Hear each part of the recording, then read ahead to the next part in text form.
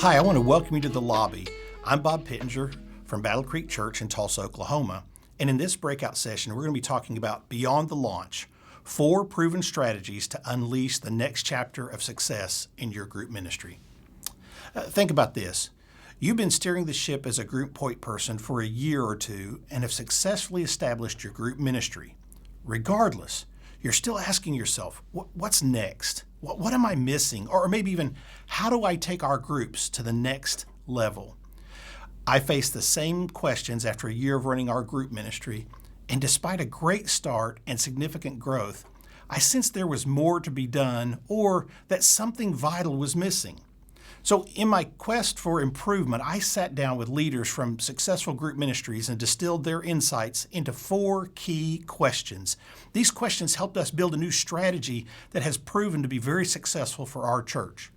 The first question that I asked myself was this: what training do hosts need and when? Now, when I first came to Battle Creek Church, we had a training that took 2 sessions, and each session was 3 hours. I was the group's point person, and I didn't want to do 6 hours of training, so we immediately reduced it down to 90 minutes. And then as we began to develop more and more training, we said we need training that is as needed training, something that's what we call right now training.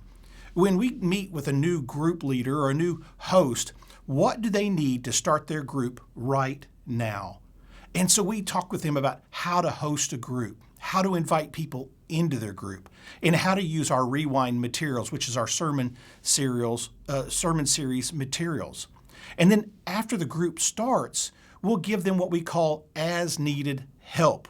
We'll have their coach working with them and checking in on them. But one of the things we give them is an on-demand library. We host this on YouTube, and it's just a video training library. It has all types of ways that they can go in and watch these videos and find instant on-demand training.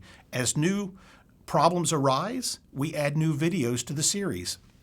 This way, they're being taken care of at that moment. And so this type of training, this on-demand and as-needed training has really helped our leaders and our hosts step up and not be afraid to lead. Why? Well, because it's less intimidating. You see, they realize, this isn't that hard. They're not having to eat the whole elephant and know everything about leading a group that you have to know. We're saying, hey, here's what you need to get started. This is what you need to move forward. And so they find it less intimidating. The second thing that we found was it kept them in touch with their coaches, because when they needed something, they would call their coach. Instead of waiting on the coach to call them, they'd call and say, hey, man, I've got an over-talker in our group, and I need help dealing with this guy. Or, you know what? Prayer is killing our group. What can we do to still have prayer in our group, but not have it take up an hour and a half of our 2-hour meeting? And so this simplifying group training unleashed well-trained leaders and enthusiastic leaders that just really changed the game for us. The second question that I asked myself is this: is group life really one size fits all? Is it really one size fits all? Because when we first started, we only had groups, just traditional community groups, and that was it. In fact, we had traditional community groups, and then off to the side, we had men's groups, women's groups, and singles, and they were separate from groups. And so they had it fit to where one size fits all. In fact, they had a rule that if your group wasn't at least 10 people, you were too small to start a group. And once you hit 16 people, you had to start looking at blowing that group up and making more units, multiplying the units, birthing new groups. And so people had complaints, and they just said, listen, the CGs, they're just too large of a first step for some people. Just these traditional community groups, it just isn't working for them. Some people aren't ready for all that spiritual stuff. And so what they were really saying is community groups were a giant leap that several people just were not ready to take. And so we said, look, we've got to find easier on-ramps into groups. So we even made changes to our traditional groups. Whenever we start a new group, we would have leaders start with our rewind or our sermon series material. And we'd say, listen, you're starting this out, and just try and start with a group of friends. Are there people in the church that you already know? Do you have friends, family, coworkers that you hang out on a regular basis? That if you said, hey, won't you come over to our house and let's, the 4, 6, 8 of us, let's get together and let's study spiritual things.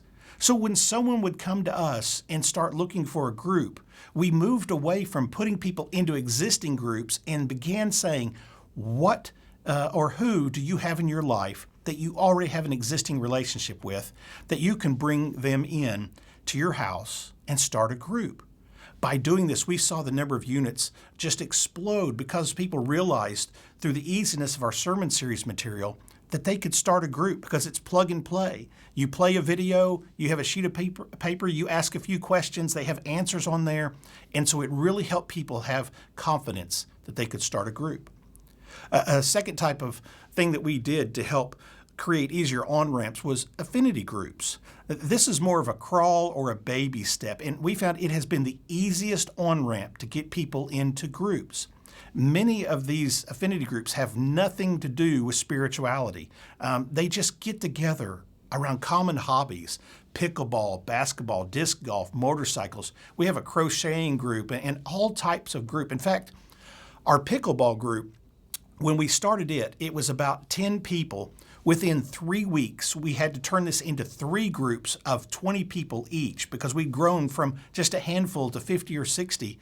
And in fact, one of the groups is a women's pickleball group. There aren't a lot of courses here in Tulsa or courts to play pickleball. And so the women wanted their own, the men wanted their own, and then we have a mixed. But people would come in to these affinity groups because they're drawn there, because it's something they enjoy doing. And so the people in the group that are from our church, they build a relationship with these folks that really it's nothing spiritual. It's just playing pickleball, disc golf, or whatever. But it leads to an opportunity to introduce them to our church. And so what happens is groups becomes a front door to the church because you're inviting them into your group and then inviting them to come to church. A third type of way we found to make easier on-ramps is through equipping groups. Now, you're familiar with most of these: Ramsey Plus, Grief Share, Divorce Care, Legacy Adopted Ministry, men's, women's, and singles groups, and parenting groups, things like that. You're familiar with all those. But one of the things we did with these equipping groups is, in particular with our parenting, we began finding topics that people absolutely loved. One of the topics that we did was family discipleship. It was a 3-week course, and we allowed our groups to come to this course. They would leave the home, come to the church, and meet together as husbands and wives, as a whole group. And then people outside the groups that were in the church, but not in a group, would come to these same meetings, and they would sit at tables with people in a group. And what family discipleship was made up of is the first week was how to have a Bible study with your kids. The second week was how to share the gospel with your kids. And the third week was how to pray with your kids. And so we built this family discipleship course, and it was just 3 weeks. Groups would come together, parents would come together, and they would meet one another and say, hey, you've been sitting at our table for these 3 weeks. Why don't you go back to group with us? And it made a way to get people into groups, an easy onboarding because they met people that they knew. Something else that we've done to create easy on-ramps is what we call pizza groups. We've divided this card right here. It just simply says, get 3 and pizza's free. Then on the back side, we have the same thing with a QR code that they scan. And what we simply do is if you get 3 people and start a group, we're going to buy you pizza for your first week. I go out there. We have a really good pizza place here in town that everybody loves. I buy them a $30 gift card to buy pizza for their group. And what we do is we tie this to a sermon series, a specific sermon series with a heartfelt need. And we just say, get 3 or 4 people and start a group for 4 to 6 weeks. It's much like a campaign. And we just tell them, look, this group is going to be your friends, your family, your coworkers, neighbors, but just get people together and meet for a few weeks and see what happens. What we found through this is that over the last 3 or 4 years we've been doing this, we've been able to start a significant number of groups, and somewhere between 40 and 50% keep going because they're meeting with friends. They're meeting with people that they love and that they know, and they like the idea of getting free pizza. So our pizza groups have been a great on-ramp, and the material we use for that, again, is our sermon series material. Another on-ramp, it's not quite as easy, but it is a great on-ramp, and that is campaign groups. And I'm not going to talk a lot about campaign groups, but I would say this. Purchase Steve Gladen's book, Small Groups with Purpose, and memorize chapter 17. It will give you the ingredients you need to do a campaign. And then you can also go to Small Group Network and sign up for their All Access plan and watch the series, How to Do a Church-Wide Campaign. This is a very robust 6-video series, and it's a how-to on everything that you need to do a campaign. I would encourage you to get that. It will help you with your campaign. The last way I want to tell you about that we use to create easy on-ramps is through mentoring groups. Now, when I say mentoring group, the first thing you're going to think of is the first thing I thought of, I'm sure, is, okay, so we're going to give them, this many people are going to get together. We're going to figure out a way to put them together and send them out, and we're going to give them a schedule. Week 1, you study this, and then week 5, you start this, and then week 8, you start this. But what we found was mentor groups are better if we let the people in the group self-define what it means to mentor. For example, we have a group of guys that get together and they may talk about the sermon and say, hey, this week Pastor Alex said this, and we're trying to figure it out, and they talk it out themselves. Others will get a book on what does it mean to be a godly man, a godly husband, a godly father, and they'll read through that. Or they may just take a book on a topic on prayer or Bible study or things like that. But we let them define what mentoring is going to be like. And what we found is by letting them choose who's going to be in the group and not trying to put them together through some big event, but letting them find guys that they're close to, that maybe they're the same age, or maybe you've got a senior guy with a couple of younger guys. He's already sent his kids off to college, and these two guys, they both have teens, and they're trying to figure it out. We just let it happen organically. And so these mentoring groups have been a great on-ramp for us. So creating easier on-ramps into different types of groups increased our number of groups and our attendance. The third question that I asked myself when we were trying to build this strategy was this: what should I be doing daily? Managing my schedule is the toughest thing I have to do as a pastor on staff. There are always people pulling at me and needing me to do other things. There are other ministries that need help. There are meetings I need to have. There's planning and stuff like that. So I sat down and I made what I call the green sheet. And you can see why it's the green sheet. It's just green. And in it I have Sunday through Thursday, and then all the things that I need to do on those days. This list has to be completed every Thursday when I leave. It has to be done. And so I wanted to make sure that I had something that I was always aware of. This has to be done. This needs to be completed. And the biggest thing on here is connecting with our hosts, connecting with all our group's leadership. Because without connecting with them, you're not going to be able to grow.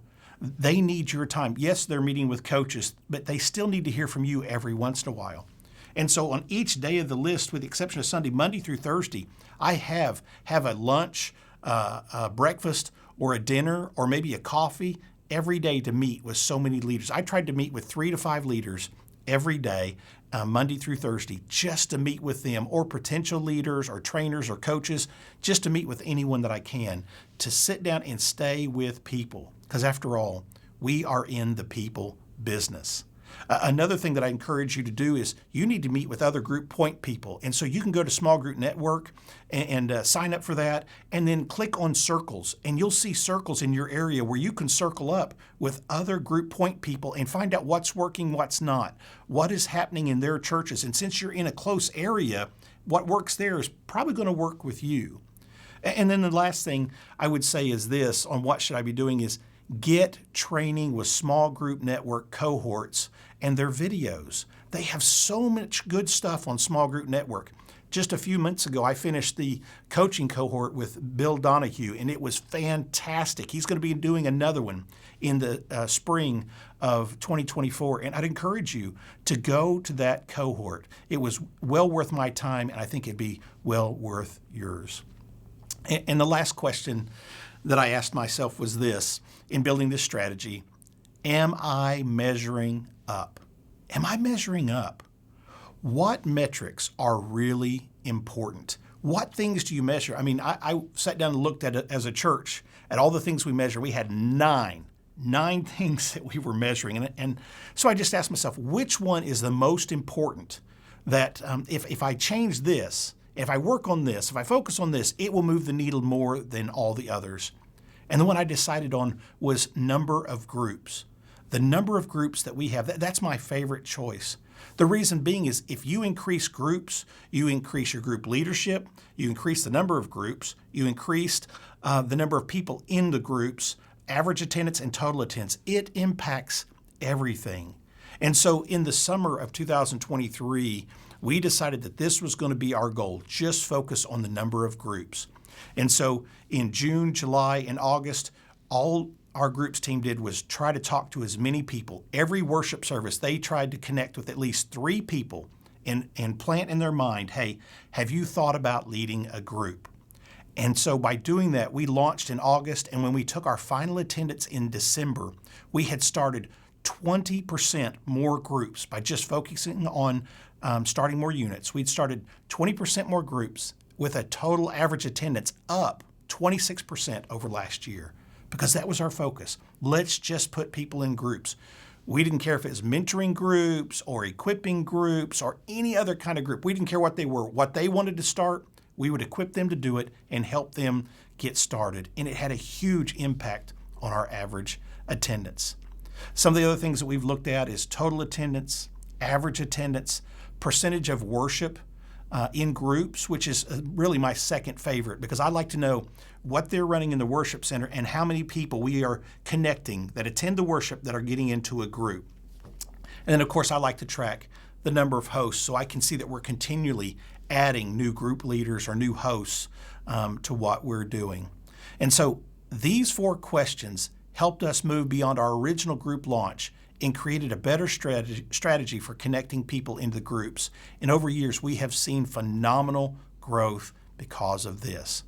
If you have any questions about this strategy, about these 4 questions, please feel free to email me at bpittinger@battlecreekchurch.com.